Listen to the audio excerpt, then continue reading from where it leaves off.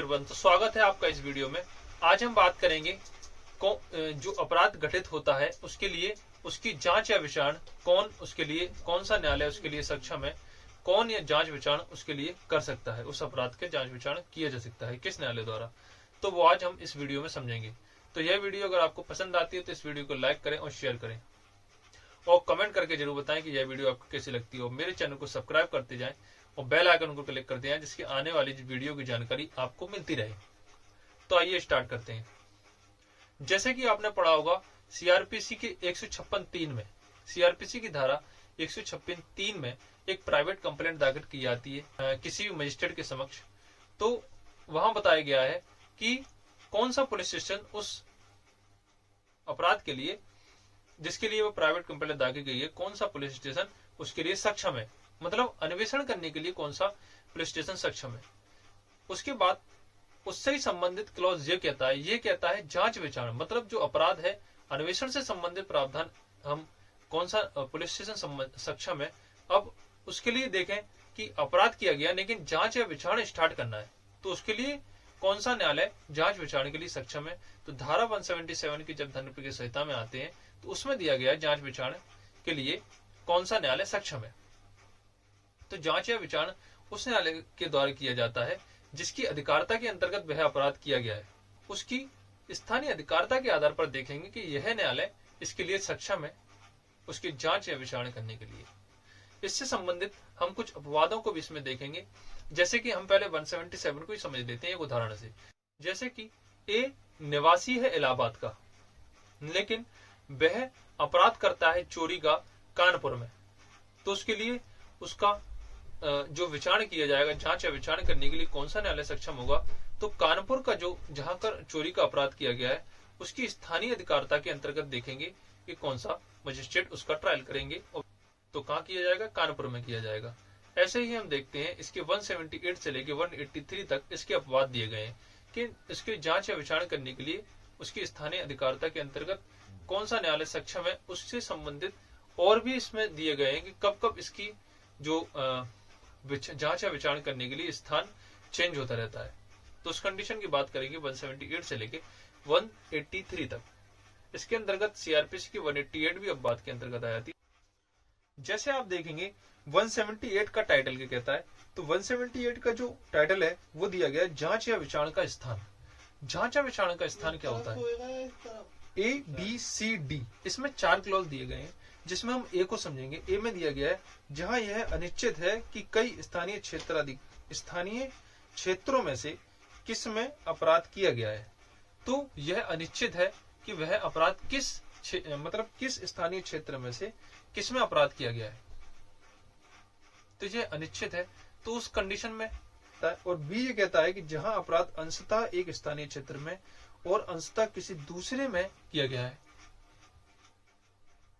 उसके बाद सी कहता है जहां अपराध चालू रहने वाला है और उसका किया जाना एक से अधिक स्थानीय क्षेत्र में चालू रहता है, अथवा डी कहता है जहां वह विभिन्न स्थानीय क्षेत्रों में किए गए कई कार्यों से मिलकर बनता है, वहां उसकी जांच विचारण ऐसे स्थानीय ऐसे क्षेत्रों में से किसी पर अधिकारिता रखने वाले न्यायालय द्वारा किया जा सकता है। मतलब उसके लिए भी अपन स्थानीय क्षेत्राधिकार देख लेंगे, कौन सी स्थानीय अधिकारिता के अंतर्गत वह घटना घटी है, उसके आधार पर हम उसका जांच या विचारण के लिए वह न्यायालय सक्षम होगा।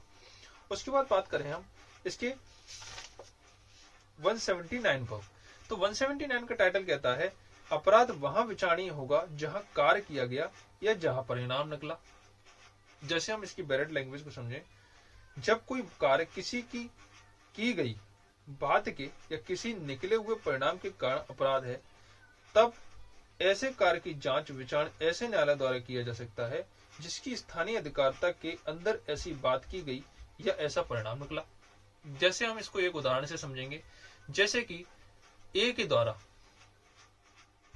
द्वारा कोई अपराध किया जाता है इलाहाबाद में।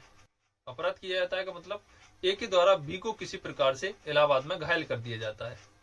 जब बी को इलाहाबाद में घायल किया गया और बी जब उससे ट्रैवल करके अपने जहां ग्वालियर तक आता है, तो उसको ग्वालियर तक आता है, तो ग्वालियर तक आने में ग्वालियर में आते आते उसकी ग्वालियर में मृत्यु हो जाती है।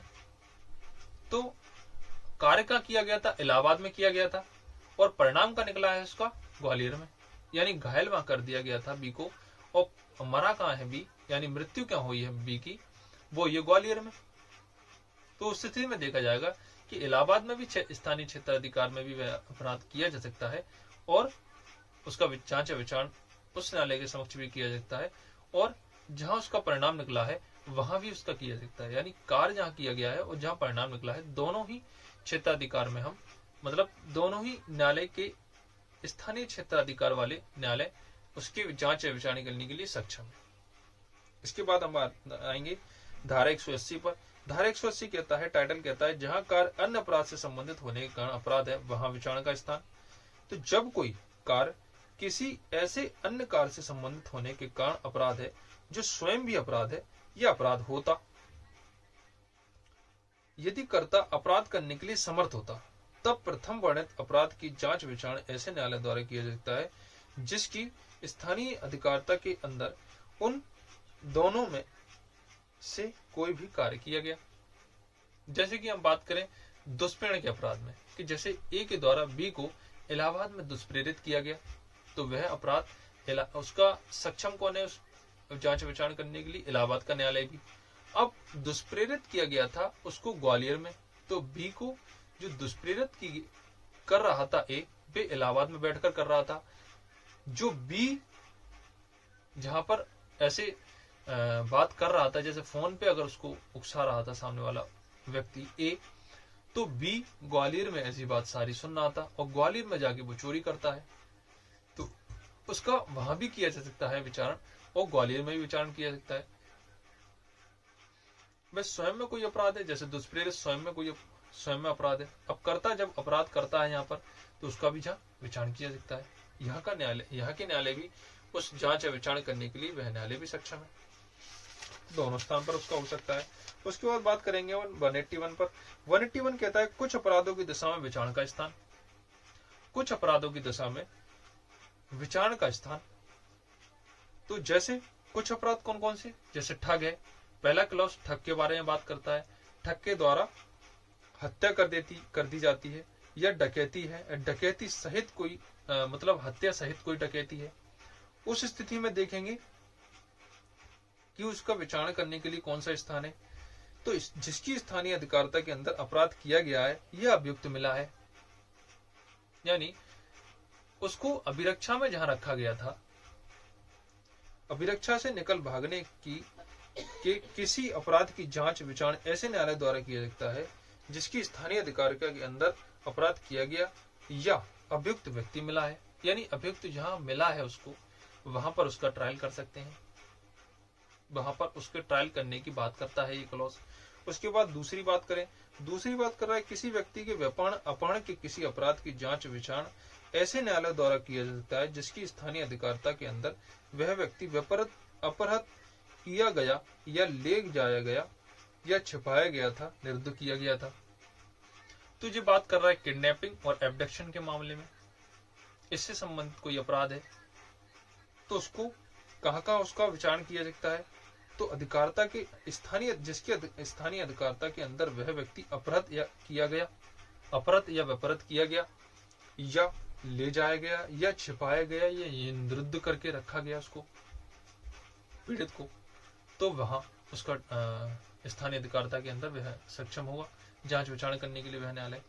उसके बाद बात करें तीसरा बात करता है चोरी उद्धापन लूट से संबंधित प्रावधान के बारे में बात करता है कि इसकी लास्ट लाइन पढ़ेंगे अपन कि जिसने उस संपत्ति को चुराई हुई संपत्ति जानती हुई या विश्वास करने का कारण रखते हुए प्राप्त किया या रखे रहा,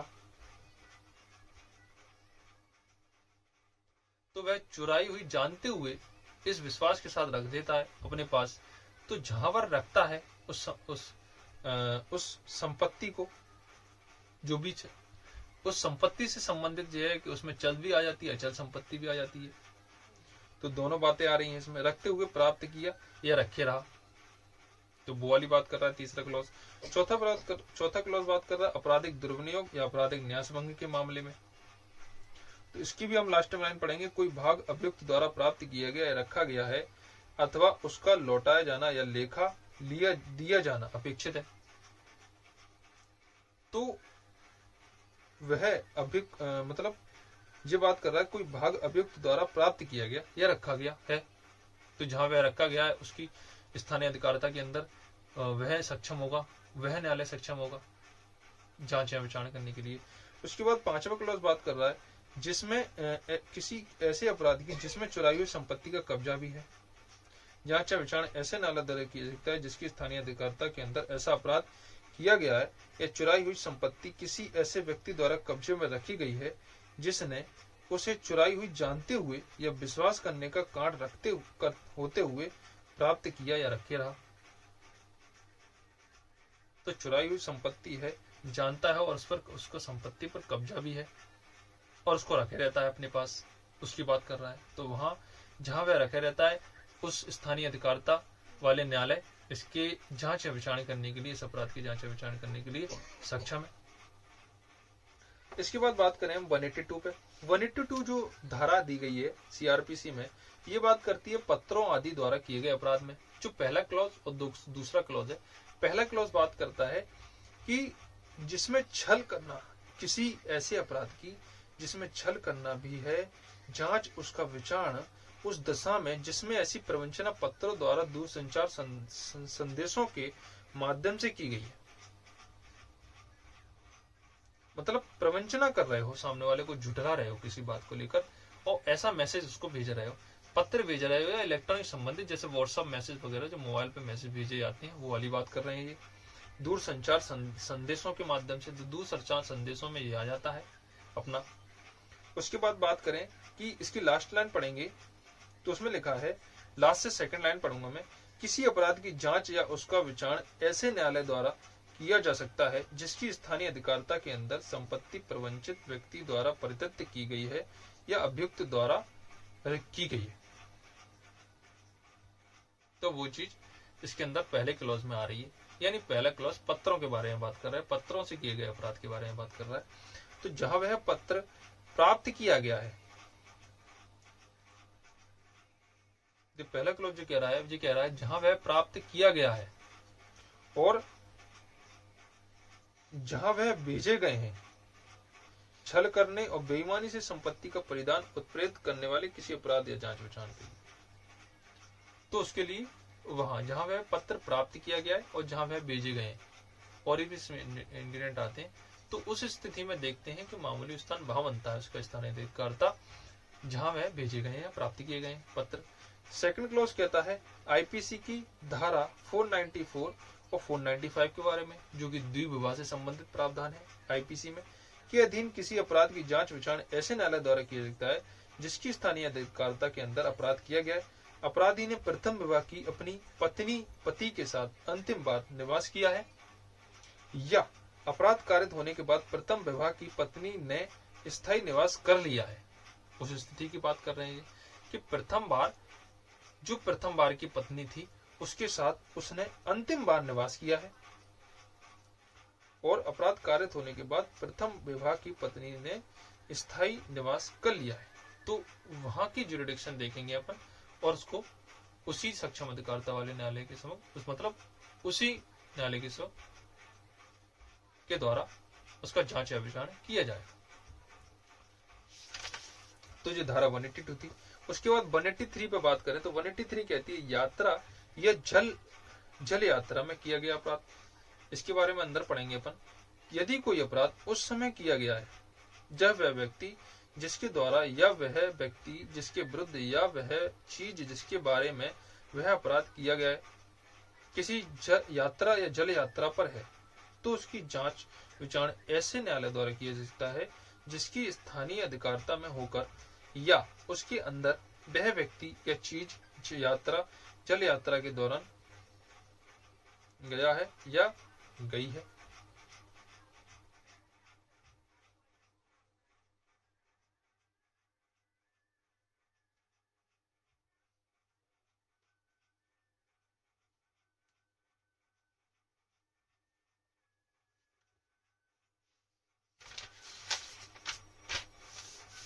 उसके बाद बात करेंगे भारत से बाहर किया गया अपराध। तो भारत से बाहर किया गया अपराध, जब कोई अपराध भारत से बाहर किया गया है, सेक्शन 188 की बात कर रहे हैं, ये भी अपवाद के अंतर्गत आता है 177 के। तो भारत के किसी नागरिक द्वारा चाहे खुले समुद्र पर अन्यत्र किसी व्यक्ति द्वारा जो भारत का नागरिक नहीं है, भारत में रजिस्ट्रीकृत किसी पोत विमान पर किया गया है, मतलब भारत के किसी नागरिक द्वारा किया गया है किसी खुले समुद्र में। और दूसरा जो बी बात करता है वो जो बात करता है कि किसी व्यक्ति द्वारा जो भारत का नागरिक नहीं है, भारत के रजिस्ट्रीकृत किसी पोत पर विमान पर, भारत का कोई रजिस्ट्रीकृत पोत है और कोई विमान है किया गया है, तब उस अपराध के बारे में उसके विरुद्ध किसी ऐसे कार्रवाई की जा सकती है मानो वह अपराध भारत के अंदर उस स्थान में किया गया है जहां वह पाया गया है। तो परंतु इस अध्याय की पूर्ववर्ती धारा में किसी बात के होते हुए भी ऐसे किसी अपराध की भारत में जांच, उसका विचारण केंद्रीय सरकार की पूर्व मंजूरी के बिना नहीं किया जाएगा। तो भारत से बाहर किए गए अपराध की स्थिति में देखेंगे कि हम सेंट्रल गवर्नमेंट की, इसका जो प्रोवाइजो है धारा 188 का, वो कहता है कि सेंट्रल गवर्नमेंट की पूर्व अनुमति लेना आवश्यक है जब भारत से बाहर किए गए अपराध के बारे में क्लॉज हम पढ़ेंगे, या फिर ऐसा जांच या विचारण करने के लिए तो सरकार की पूर्व अनुमति लेना बहुत आवश्यक हो जाता है। उसका विचारण केंद्र सरकार की पूर्व मंजूरी के बिना नहीं किया जाएगा, तो उसकी परमिशन लेना होगी। तो ये था जांच या विचारण करने के लिए कौन सा न्यायालय सक्षम है। इसके पहले हमने धारा 164 के बयान भी पढ़े थे, उससे भी मुझे लगता है कि आपको बहुत सीखने को मिलेगा, और इस धारा से अभी आपको सीखने को मिलेगा कि कौन सा न्यायालय उसके लिए सक्षम है जांच या विचारण करने के लिए। तो ऐसी ही अच्छी लीगल रिलेटेड वीडियो को जानने के लिए मेरे चैनल को सब्सक्राइब कर लें और बेल आइकन को क्लिक कर लें, जिससे आने वाली वीडियो की जानकारी आपको मिल जाए। Thanks for watching my video.